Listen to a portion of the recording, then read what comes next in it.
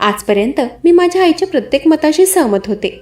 आताही 2 वर्षांपूर्वी आईने लग्न करण्याचा निर्णय घेतला तेव्हाही मी तिला पाठिंबा दिला. आईने दुसरं लग्न केलं तेव्हा मी 19 वर्षांची होते. मला एक भाऊही होता. तो माझ्याहून लहान होता, पण तो मम्माच बॉय होता. त्याला प्रत्येक गोष्टीत आईची मदत लागायची. तिला सांगितल्याशिवाय तो काहीही निर्णय घ्यायचा नाही. पण माझं तसं नव्हतं. मी बिनधास्त होते. स्वतःचे निर्णय घेण्याची क्षमता माझ्यात होती. माझ्या आईने मागच्या 15 वर्षांपासून आमचा सांभाळ एकट्याने केला होता. माझे जन्मदाता पिता लग्नाच्या काही वर्षांनंतरच भरकटले होते. जेव्हा माझा जन्म झाला तेव्हापासून पूर्ण 5 वर्षांची होईपर्यंत मी सारखे आजारी असायचे. जेव्हा माझ्या भावाचा पुष्करचा जन्म झाला तेव्हा त्याची तीच समस्या होती. तोही आजारी असायचा. बाबांचं आईला म्हणणं होतं की तुझ्यामुळे ही मुलं आजारी पडत आहेत. आताच त्यांचा एवढा खर्च आहे तर पुढे जाऊन काय होईल. या मुलांच्या मागे पैसा खर्च करूनही ते किती दिवस आपल्यासोबत राहतील सांगता येत नाही. आता मला तुझ्याकडून तिसऱ्या सुदृढ बाळाची अपेक्षाच राहिली नाही. तुझ्याशी लग्न झाल्यापासून माझा सगळा पैसा दवाखान्यातच जात आहे. आता मी तुझ्यासोबत व या मुलांसोबत राहू शकत नाही. बाबांनी आजारपणाच्या कारणावरून आईला डिवोर्स दिला. त्या दिवसापासून आईने एकटीनेच आमचा सांभाळ केला. मी व माझा भाऊ जसजसे मोठे होऊ लागलो तसतशी आमची तब्येत सुधारू लागली. आमचं वारंवार आजारी पडणं कमी होत गेलं. माझे जन्मदेते बाबा आम्हाला सोडून गेल्यानंतर आईने तिचं शिक्षण पूर्ण केलं. आईला तिच्या माहेरचा सपोर्ट होता, त्यामुळे ती ते सगळं करू शकली. कारण आजी बाबा आम्हा भाऊ बहिणींना सांभाळून घ्यायचे. आईने तिचं शिक्षण पूर्ण केलं आणि त्यानंतर ती एका चांगल्या कंपनीत जॉबला लागली. आज आई तिच्या कंपनीत मॅनेजरच्या पदावर आहे. आत्ताच काही वर्षांपूर्वी तिच्या कंपनीतच तिची ओळख अशोक काकांशी झाली होती. त्यांच्या शिस्तीने 2 वर्षांपूर्वी लग्न केलं होतं. ते स्वभावाला खूप चांगले होते. आतापर्यंत तर मला हेच वाटत होतं, कारण आजपर्यंत मी त्यांच्यासोबत एकत्र कधी राहिले नव्हते. आईचं लग्न झाल्यानंतरपासूनच मी शिक्षणासाठी बाहेर शहरात होते आणि तिथेच मी हॉस्टेलमध्ये राहत होते. अधूनमधून 1-2 दिवसांच्या सुट्टीसाठी मी घरी जायचे, पण सुट्टीही बालपणीच्या मैत्रिणींना भेटण्यात आणि बाहेर येण्या जाण्यात जायची. आई एवढ्या वर्षांनंतर आम्हाला खुश दिसत होती. अशोक अंकल आईला फार जीव लावायचे. त्यांचं दोघांचं लग्न फॅमिलीच्या सहमतीने झालं होतं. आता मी त्यांना अंकल म्हणायचं सोडून बाबा म्हणू लागले होते. त्यांचाही या लग्नाआधी डिवोर्स झाला होता. त्यांना 2 मुली होत्या आणि त्या दोन्ही मुली त्यांच्या बायकोकडे होत्या. तिनेच मुलींची कस्टडी घेतली होती. तिने अशोक अंकलकडे एकही मुलगी दिली नव्हती. असो, तो त्यांचा पर्सनल विषय होता. आता तर त्यांच्या येण्याने आमच्या घरात आणि आईच्या जीवनात आनंद परत आला होता. त्यामुळे ना आम्ही कधी त्यांच्या आधीच्या आयुष्यात डोकवायचो ना ते आईला तिच्या भूतकाळाबद्दल विचारायचे. आता मी 22 वर्षांची झाली आहे. माझं शिक्षण पूर्ण होताच मला कॉलेजमार्फतच प्लेसमेंटही मिळाली होती. आता मी त्याच शहरात नोकरीही करू लागले होते. आता मी हॉस्टेलमध्ये न राहता माझ्या मैत्रिणींसोबत फ्लॅट रेंटवर घेतला होता. सगळं काही छान चाललं होतं. मी आता नवनवीन गोष्टी शिकत होते. माझ्या हातात पैसा येऊ लागला होता. स्वतःचा खर्च मी स्वतः करू लागले होते. आईबाबांसाठी आणि माझ्या भावासाठी मी गिफ्ट घेऊ शकत होते. 6 महिने माझा जॉब अगदी व्यवस्थित चालला आणि तो पुढेही चालणार होता. परंतु त्या 6 महिन्यांनंतर आमच्या फ्लॅटमधील मुली कमी होऊ लागल्या. कोणाचं लग्न जमलं होतं तर कोणी कंपनी स्विच केली होती. आता आमच्या फ्लॅटवर आम्ही 2च मैत्रिणी राहिलो होतो. आमच्या फ्लॅटचं रेंट 25,000 रुपये होतं. पूर्वी 5 मुली असल्यामुळे प्रत्येकीला 5,000 द्यावे लागायचे, परंतु आता आम्हा दोघांनाच 25,000 भाडं द्यावं लागत होतं. 1 वर्षाचा ॲग्रीमेंट असल्यामुळे तो फ्लॅटही मला सोडता येणार नव्हता. अजून तरी माझा लग्नाचा विचार नव्हता ना मी दुसरी कंपनी स्विच करणार होते. आता तर मला चांगल्या हायफाय सोसायटीत राहण्याची सवय लागली होती. त्यामुळे मी तो फ्लॅट सोडून दुसऱ्या साधारण घरात शिफ्ट होऊ शकत नव्हते. माझा पगार आता 40,000 रुपये होता. त्यातून 13,000 तर माझ्या घराच्या भाड्यासाठी जात होते. ते मला खूप वाटत होते. तरीही पुढे 2 महिने मी सलग 12,500 रुपये देत राहिले. 2 महिन्यांनी माझी जी एक रूम पार्टनर माझ्यासोबत होती तीही तिच्या घरी गेली. तिचंही लग्न ठरलं होतं. आता 25,000 भाडं मला एकटीला भरावं लागणार होतं आणि मला ते खूप जड वाटू लागलं होतं. मी आईला त्याबद्दल काही सांगितलं नाही. नाहीतर ती म्हणाली असती की घरी निघून ये आणि आपल्या शहरात जॉब बघ. पण मला सुरुवातीला चांगल्या कंपनीत जॉब मिळाला होता. त्यामुळे मी माझा तो जॉब सोडून कुठेही जाणार नव्हते. पण एक गोष्ट तर खरी होती, मला एकटीला भाडं भरायला फार जड जात होतं. कारण मी नुकतीच एक 2 व्हीलरही विकत घेतली होती. त्याचे हप्तेही पगारातून जात होते. माझ्याकडे महिन्याच्या शेवटी फार तर 7-8 रुपये राहायचे. आईलाही मी पैसे मागू शकत नव्हते. असो, त्या दिवशी ऑफिसमध्ये असताना मला आईचे बरेच कॉल येऊन गेले, परंतु मी तेव्हा मीटिंगमध्ये होते. त्यामुळे मी तिचा कॉल उचलू शकले नाही. तासाभरानंतर मीटिंग संपली तेव्हा मी आईला फोन केला तर तिने फोन उचलला नाही. मी समजले होते की ती कामात असेल. फ्री झाल्यावर तिचा समोरूनच फोन येईल. मग मी माझ्या कामात लागले. संध्याकाळी मी फ्लॅटवर आले तेव्हा दारातच मला बाबा बसलेले दिसले. त्यांना पाहून मी घाबरले होते. माझा घाबरलेला चेहरा पाहून ते म्हणाले, मिताली, मला बघून घाबरलीस का? मला वाटलं होतं मला बघून तू आनंदी होशील, परंतु तू तर फारच घाबरली आहेस. काही झालंय का? बाबांना बघून मी ह्यासाठी घाबरले होते कारण त्या फ्लॅटमध्ये मी एकटीच राहत आहे याबद्दल मी आईला आणि बाबांना काहीही सांगितलं नव्हतं. तेव्हाही मी त्यांना त्याबद्दल काही सांगितलं नाही. मी म्हणाले, बाबा तुम्ही कधी आलात आणि आलात तर मला एक फोन तर करायचा. ते म्हणाले, मी तुला एक नाही तर 10 कॉल केलेत पण तू एकही फोन उचलला नाहीस. मला वाटलं तू कामात आहेस म्हणून मग मी इथे घराबाहेरच तुझी वाट बघू लागलो. बाबांचं बोलणं ऐकून मी माझा मोबाईल चेक केला तर खरंच बाबांचे मला 10 मिस कॉल दिसले. मी कामात असल्यामुळे माझं कॉल्सवर लक्ष गेलं नाही. मी बाबांना त्यासाठी सॉरी म्हणाले आणि लगेचच त्यांना घरात घेतलं. माझा फ्लॅट पाहून बाबा म्हणाले, तू अगदी तुझ्या आईसारखी आहेस, नीटनेटकी. जॉबला जाऊनही तू घर किती छान स्वच्छ ठेवलंयस. ते म्हणाले, तुम्ही इथे 5 मुली राहतात ना, मग सामान एवढा कमी का दिसतोय? तेव्हा मी त्यांना खोटं बोलले की माझ्या काही मैत्रिणी सध्या गावाला गेल्या आहेत त्यामुळे सामान कमी दिसत आहे. बाबांनी माझं खोटं ओळखलं नव्हतं. ते म्हणाले, ठीक आहे. मग त्यानंतर मी आम्हा दोघांसाठी चहा बनवला आणि मग रात्रीचा स्वयंपाक मी व बाबांनी मिळून केला होता. बाबा म्हणाले की काही दिवस त्यांचं त्या शहरातील ऑफिसमध्ये काम आहे. त्यांच्या कंपनीची नवीन ब्रांच त्या शहरात सुरू झाली होती आणि तिथेच नवीन भरती झालेल्या मुलांना बाबा ट्रेनिंग द्यायला आले होते.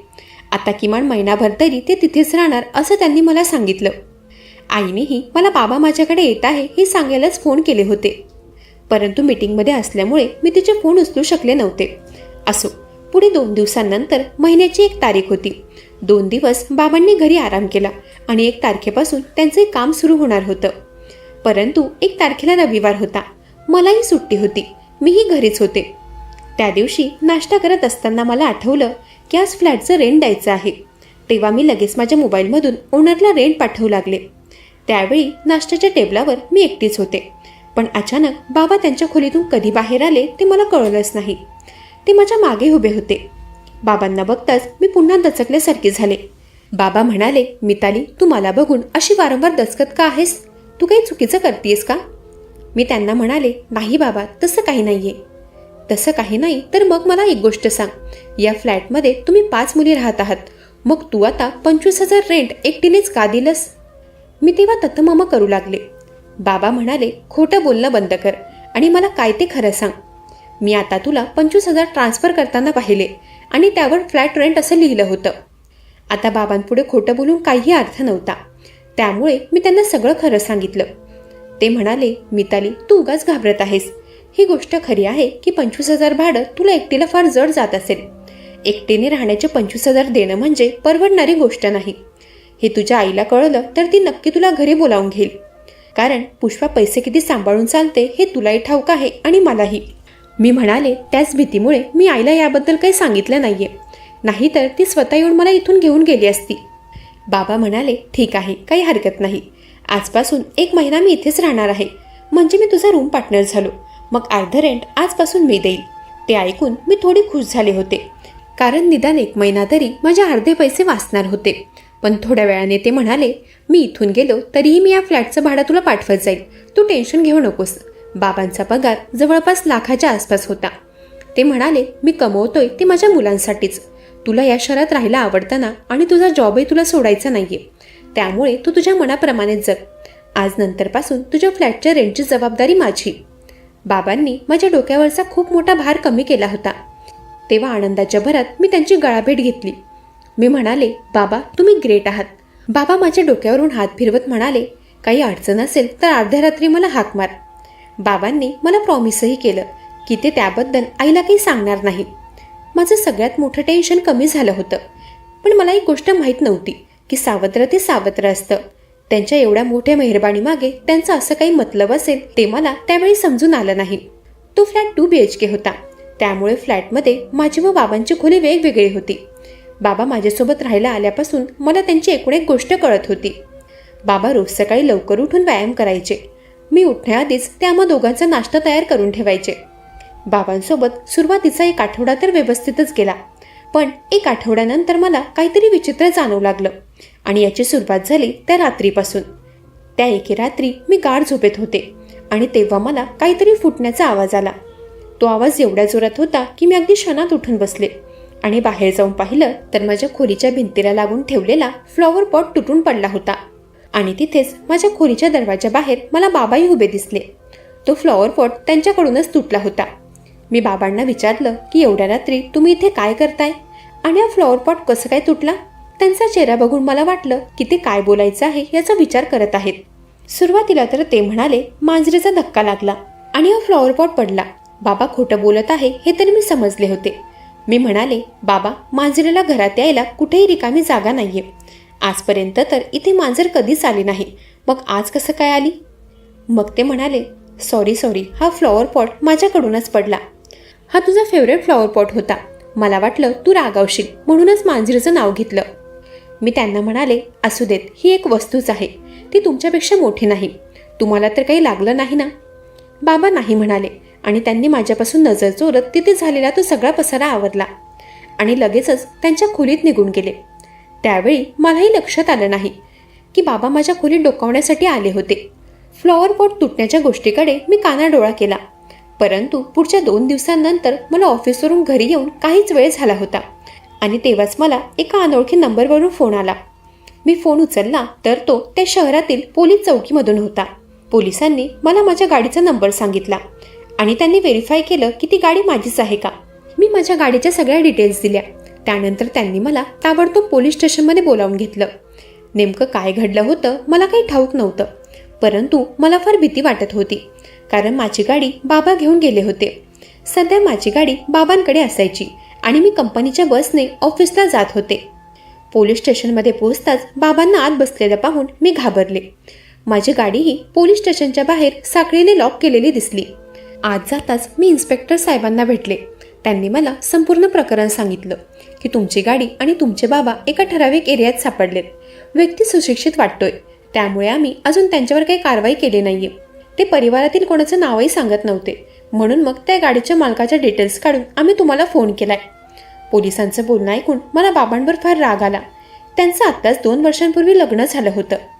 ते असंही काहीतरी करतील याचा मी स्वप्नातही विचार केला नव्हता. माझ्या आईला तर बिचारीला याबद्दल जराही खबर नव्हती. तिने त्या माणसावर विश्वास ठेवला होता आणि ती त्याच्यावर प्रेमही करत होती. त्यावेळी फक्त आणि फक्त माझ्या आईचा विचार करून मी बाबांची साक्षीदार म्हणून तिथे उभी राहिले आणि त्यांना सोडवण्याची प्रोसेस कंप्लीट केली. मी बाबांशी बोलले नव्हते. घरी येताच ते स्पष्टीकरण देऊ लागले. ते म्हणाले, मिताली, तू समजत आहे तसं काही नाहीये. माझी गाडी त्या एरियात कशी पोचली मला माहीत नाही. बाबा, किती खोटं बोलत आहात. गाडीला हातपाय आहेत का? ती स्वतः तिथे पोचणार आहे का? ती आपोआप कशी काय कुठेही पोचेल? तुम्ही त्या एरियात गेला होतात ना? तेव्हा बाबा माझी माफी मागू लागले. म्हणाले, प्लीज तुझ्या आईला ते सांगू नकोस आणि तूही काही गैरसमज करू नकोस. मला माहीत नाही की तो एरिया कसा आहे. मी तर बस तिथे खरेदी करायला गेलो होतो. मला बाबांच्या बोलण्यावर विश्वास पटतही होता आणि नाहीही. ते ज्या एरियात गेले होते तिथल्या पुढच्या लेनमध्येच शॉपिंग मार्केट होतं. बाबांनी तेव्हा मला गाडीच्या डिक्कीतून काही वस्तू आणून दाखवल्या. ते म्हणाले, हे बघ, मी ही छोटी मोठी शॉपिंग करत होतो. तुझ्यासाठी काही कपडे, पुष्कळसाठी काही वस्तू घेतल्या होत्या. त्या वस्तू पाहून मला खात्री पटली की बाबांकडून चुकून त्या एरियात गाडी पार्क झाली आणि ते चुकून त्यात सापडले. मी तेव्हाही त्यांच्यावर विश्वास ठेवला, परंतु माझा विश्वास हा लवकरच मोडला जाणार होता. आता मला बाबांचं वागणं संशयास्पद वाटू लागलं होतं. त्यांची बघण्याची पद्धत, बोलण्याची पद्धत, सगळं काही मला पूर्वीपेक्षा वेगळं वाटू लागलं होतं. आणि त्या एके दिवशी रात्रीच्या 12:30 वाजता हळूच आमच्या घराचा दरवाजा उघडला. घराचा दरवाजा उघडताच बाबांनी जसं घरात प्रवेश केला तसं मी हॉलमधील लाईट सुरू केला. 12:30 वाजता बाबा चोरासारखे घरात शिरत होते आणि ज्यावेळी ते घरात आले तेव्हा त्यांची अवस्था मला काहीशी वेगळी दिसली. त्यांच्या व्हाईट शर्टावर मला अशी काही चिन्ह दिसली की त्यावरून मी समजले की बाबा आता कुठे जाऊन आले आहेत. तेव्हा मी त्यांच्याशी काही न बोलता रागाच्या भरात माझ्या खोलीत निघून गेले. मला तर आता फारच भीती वाटू लागली होती की हा माणूस कुठल्या विचारांचा आहे. तो फक्त आणि फक्त स्वतःला आनंद मिळवण्यासाठी कुठल्याही थराला जाऊ शकतो हे मी ओळखलं होतं. आणि मलाही लक्षात आलं की त्या दिवशी बाबा माझ्याशी खोटं बोलले होते. पोलिसांनी त्यांना नक्कीच त्याच एरियातून उचललं होतं. मला तर आता फार भीती वाटू लागली होती. सकाळी मी आईला फोन केला आणि तिला म्हणाले, आई तू माझ्यासाठी आणि पुष्कळसाठी प्लीज एक गोष्ट करशील का? मी काय बोलणार आहे याचा आईला अंदाज नव्हता, म्हणूनच तिने मला होकार भरला आणि नंतर माझं बोलणं ऐकून ती शॉक झाली. मी म्हणाले, आई आत्ताच्या आत्ता तू अशोक अंकलला डिवोर्स दे. आई म्हणाली, काही बडबडू नकोस.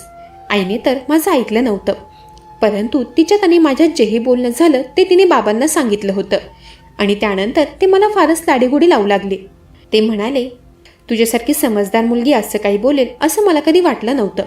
बरं जाऊ दे, जे झालं ते झालं. चल मी तुला शॉपिंगला घेऊन जातो. मी त्यांच्या गोड बोलण्यात येणार नव्हते. मी तेव्हाच त्यांना नकार दिला. मी त्यांच्याशी बोलणं कमी केलं होतं. आता तर रात्री मला झोपही येत नव्हती.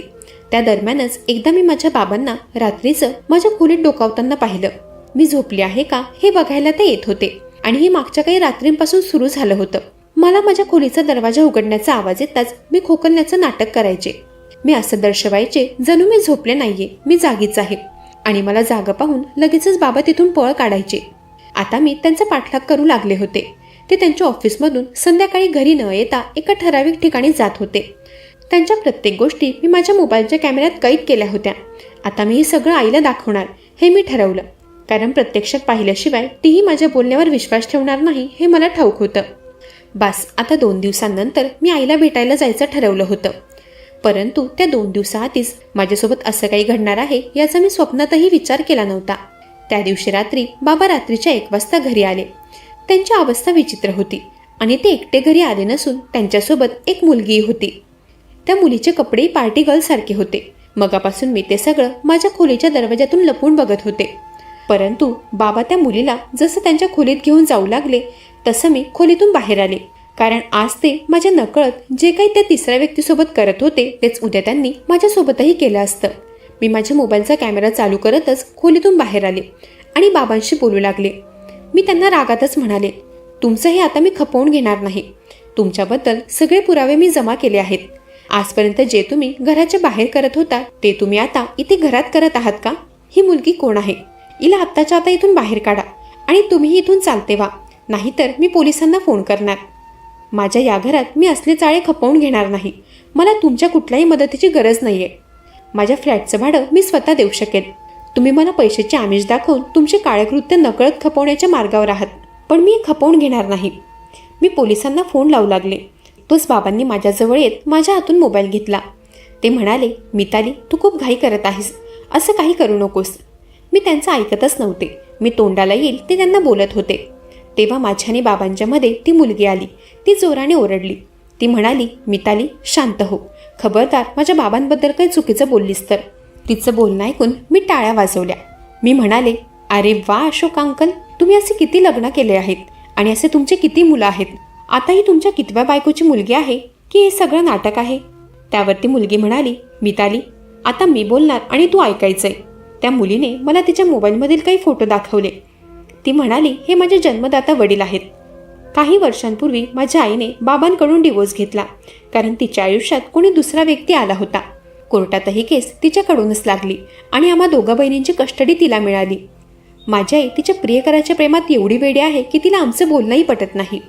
ती आमच्यावर विश्वास ठेवायला तयार नाही, पण त्या माणसाचा हेतू फार चुकीचा आहे. आईचं लग्न झाल्यापासूनच तो व्यक्ती माझ्याशी चुकीचा वागत होता. मी त्या घरातील मोठी मुलगी आहे. माझी लहान बहीण अजूनही त्या घरात आहे. काही महिन्यांपूर्वी माझा फॅशन डिझायनिंगसाठी या शहरात नंबर लागला होता आणि ते दुसरे बाबा मला सोडवण्याकरता माझ्यासोबत आले होते. परंतु इथे येऊन त्या नालायकाने माझ्यावर वाईट नजर टाकली. त्याने ना मला माझ्या हॉस्टेलमध्ये सोडलं ना मला माझ्या कॉलेजचं तोंड दाखवलं. माझ्यावर वाईट नजर ठेवून त्या व्यक्तीने मला या शहरातील चुकीच्या ठिकाणी विकलं. काही दिवसांपूर्वीच मी माझ्या आईला फोन केला होता, पण त्यावेळी तो फोन माझ्या लहान बहिणीने उचलला. तिला मी सगळी सत्यता सांगितली. तिने ते आईला सांगितलं, परंतु आई विश्वास ठेवायला तयार नव्हती. त्या नालायकाने तिच्या डोळ्यावर विश्वासाची पट्टी तशी बांधलीच होती. त्याने मला धमकावलं की जर मी आईला काही सांगितलं तर तो माझ्या लहान बहिणीला आणि आईलाही धोक्यात आणेल, म्हणून मी माझं तोंड बंद ठेवावं. म्हणून मी परत आईला फोन लावून सांगितलं की मी ठीक आहे, मी माझ्या कॉलेजमध्ये आहे आणि हॉस्टेलही छान आहे. परंतु या नवीन शहरात येऊन त्या नवीन ठिकाणी जाऊन मी रोज तिळतिळ मरत होते. तेव्हा माझ्या लहान बहिणीने माझ्या बाबांची मदत घ्यायचं ठरवलं. तिने बाबांना फोन लावून हे सगळं सांगितलं. त्यामुळे बाबा माझा शोध घेण्यासाठी या शहरात आले होते.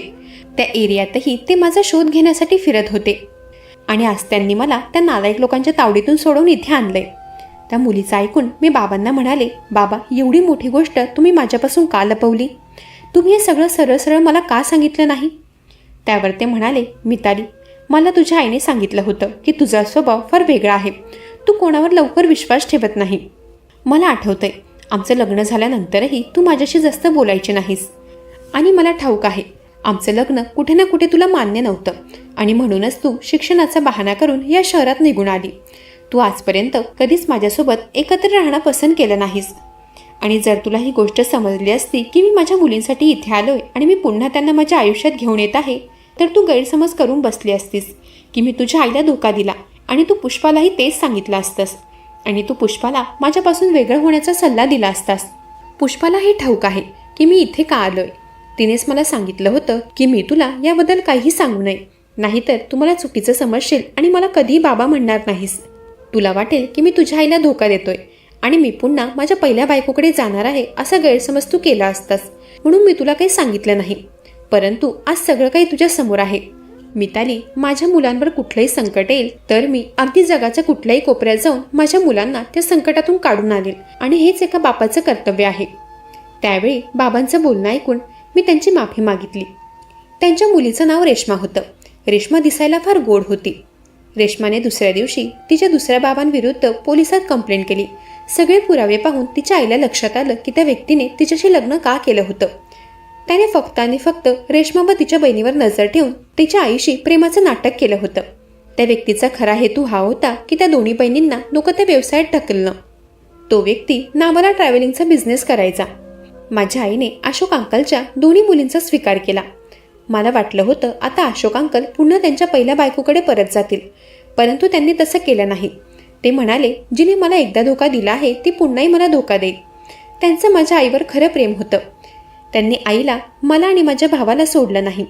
त्या दिवसानंतर आम्ही दोघे भाऊ बहीण आणि अशोक अंकलच्या पहिल्या लग्नाच्या दोन्ही मुली आम्ही 4 भावंड सोबत राहू लागलो.